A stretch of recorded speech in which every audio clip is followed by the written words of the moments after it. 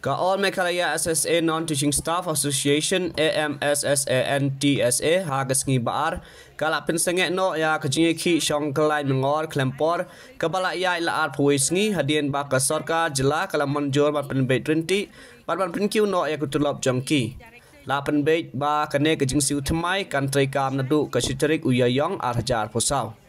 ya kena kejing manjur la rai hadien kejing alang jong ka rationalization committee bala penyai do commissioner bat secretary ka education UWJ Mantri ka bala long ha ka khat kendai tarik unailar ka sarkar jela kala manjur ya kejing ai jimut jong ka committee ba ka base pay ba thamai kan stang trai kam no nadu ka sitrik uyayong ar hajar posau ong menteri apa pediang siu bha ya kene ka rai jong ka sarkar ka presiden jong ka AMSSANTSA Jennifer Johnson rem kala ong bala rai ban weng no ya kejing song kelai mengor klemput hadin bala la ban pen long ya kejing dewa ka ba kan thup ya ka 8% ka seniority allowance bat 1% kejing kiu tulop ba man la ka snem wala 4 yo % kejing penkiu tulop henry la sngohun haba pet ya kejing shisha ba ka sarkar kala rai ban penbet ya ka rukom trai kam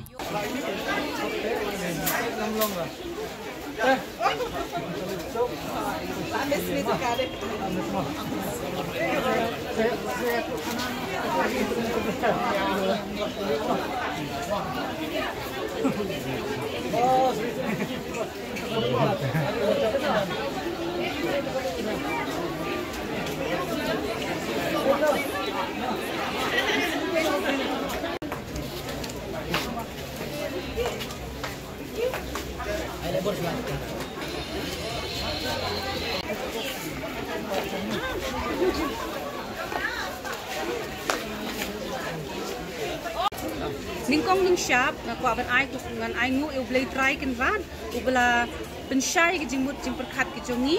wat hadu e commissioner jongi e director jongi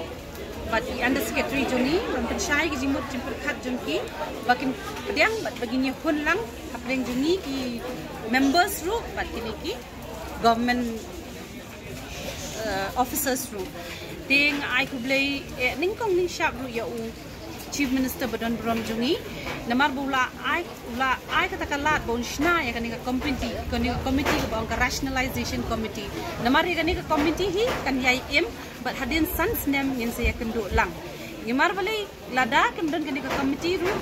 nginum yo ek niki jing dawa jungi na lor jungi niki jing dawa jungi nila yo pada saka EPFO nila explore the possibility bangin yo ya ka EPF ke jungi ke bangin na preng jungi shiteng staff ki bayo ya katulong ngimpat juyo EPF kena kata kedau ki ong bang ini aya ke EPF kalong kum ka security yang imo kenang ta pade na lor min yo asaka ngin la ban categorize ngi ha ka MHIS ke bating ting ngi ha ban yang lan bojrong mo bang ting ting ngi la ngo ban thaj ban ni em tu na mangim la ban